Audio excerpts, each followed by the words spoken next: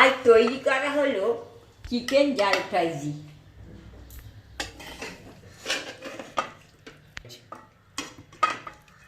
এই রেসিপিটি একটি ঘরোয়া পদ্ধতিতে অত্যন্ত সহজ পদ্ধতিতে তৈরি করা হয়েছে।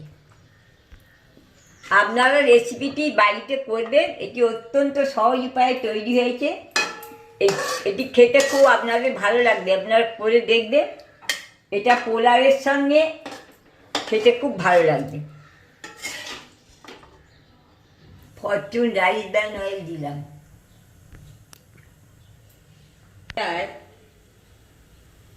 আদা রসুনের পেস্ট দিলাম,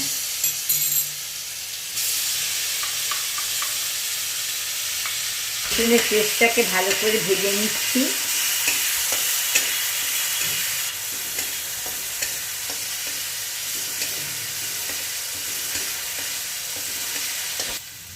আদা রসুনের পেস্ট ভাজার পর মাংসের পিসগুলো দিয়ে দিচ্ছি। এতে বোনলেসও আছে আর উইথ বোনও আছে।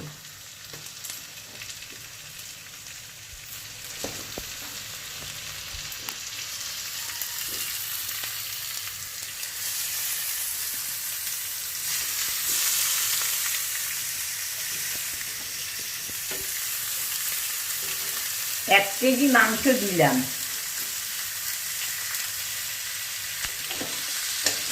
এবার নাড়াচ্ছি, মাংসটাকে এবার ভাজছি।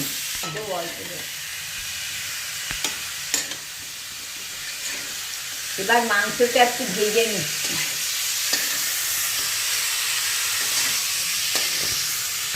জল দিলাম মাংসটা সেদ্ধ করবার জন্য, মাংসতে জল দিলাম। ভালো করে খুন্তি দিয়ে নাড়িয়ে দিচ্ছি যাতে মাংসটা সেদ্ধ হয়ে যায় ভালোভাবে। একটু অন্তত কম করে 8 মিনিট মাংসটাকে সেদ্ধ করে নেব, তাহলে মাংসটা সেদ্ধ হয়ে যায় ভালোভাবে, নাহলে মাংসটা কাঁচা থাকবে। এবার দিলাম ছোট চামচের এক চামচ ধনে গুঁড়ো। এবার গোলমরিচের গুঁড়ো দিলাম, বড় চামচের 1 চামচ দিলাম। ছোট চামচের 1 চামচ লঙ্কা গুঁড়ো। সয়া সস দেওয়ার জন্য সামান্য পরিমাণ লবণ দিলাম।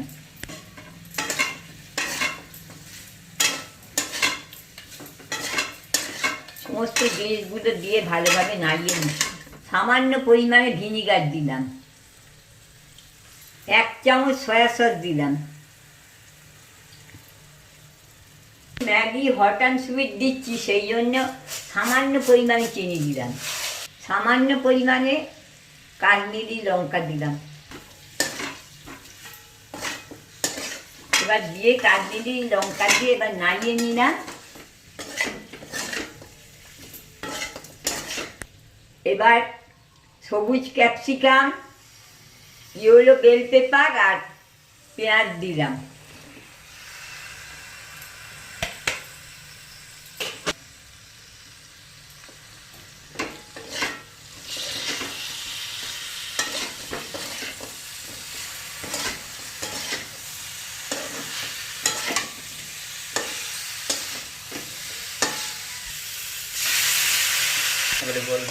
সামান্য পরিমাণে একটু জল দিলাম, গলাটা ধরে যায় তার জন্য সামান্য পরিমাণে জল দিয়েছি।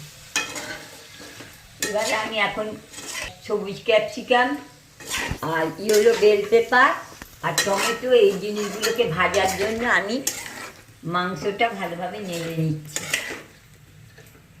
যাতে মাংসের সঙ্গে ওই ইনগ্রিডিয়েন্টসগুলো ভালোভাবে মিশে যায়।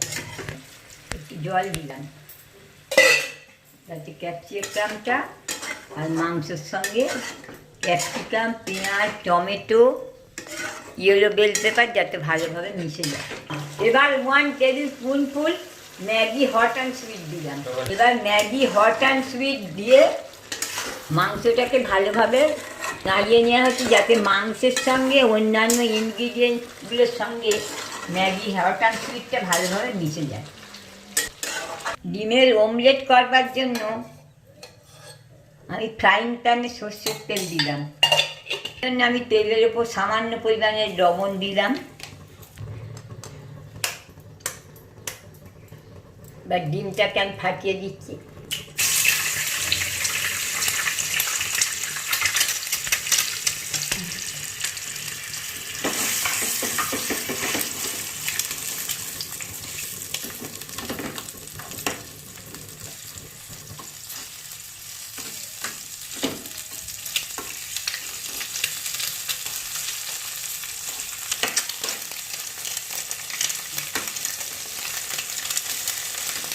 এবার আমার ডিমের অমলেটটি তৈরি হয়ে গেছে। এবার ওই দিতে এই অমলেটটা আমি টুকরো টুকরো করে কেটে মিশিয়ে দেবো। এবার অমলেটগুলোকে টুকরো টুকরো করে কেটে ওই চিকেন ঝাল ফ্রাইজের সঙ্গে আমি মিশিয়ে দেবো।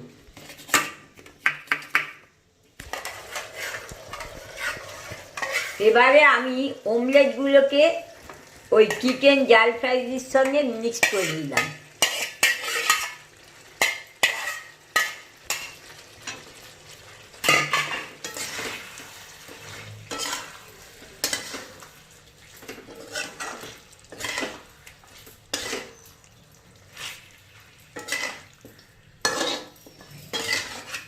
আর তৈরি হয়ে গেল চিকেন জাল ফ্রাইজি। ভিডিওটি ভালো লাগলে অবশ্যই চিকেন জাল ফ্রাইজি এই রেসিপিটি দেখে একটি লাইক দেবেন। বন্ধুবান্ধব আত্মীয়দের মাঝে চিকেন জাল ফ্রাইজি রেসিপিটি শেয়ার করে দেবেন।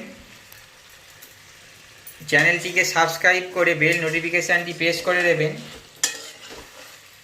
আর কমেন্ট করে জানাবেন চিকেন জাল ফ্রাইজি এই রেস্টুরেন্ট স্টাইল রেসিপিটি কেমন লাগলো।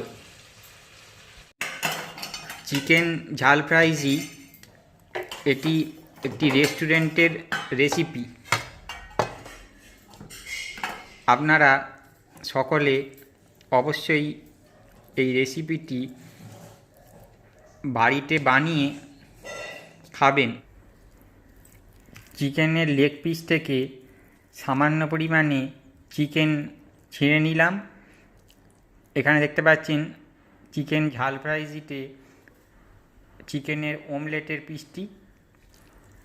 আপনারা অবশ্যই বাড়িতে বানিয়ে এই চিকেন ঝাল ফ্রাইজি রেসিপিটি খাবেন।